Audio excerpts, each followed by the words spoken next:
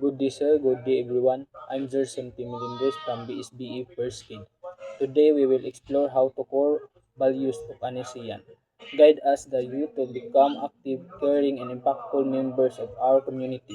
Being an ASEAN means carrying values that shape our characters, our action, and our commitment to serve others, and these values are not our action and our commitment to serve others, and these values are not words but principles we live out every day to make a real difference.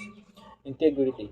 We maintain the high standard of honesty, neutrality, and transparency, respect and uphold ethical work values and honor, and expose upright respect and truthfulness at all times to protect our resistation against decision, action, and that will tarnish is thus rendering us with moral tendency to promote stable labor management relation through principle partnership and cooperative efforts. Self-discipline.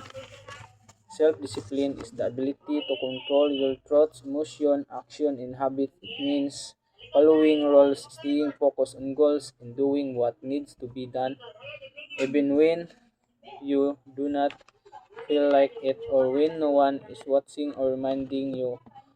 It is the power to choose what is right and good over what is easy or fun at the moment. Social responsibility. Social responsibility means recognizing that you are part of larger community and choosing to act in ways that benefit everyone, not just yourself. It is the duty to contribute to the common good, protect public welfare, and help solve problems that affect people and the environment around you. Thank you.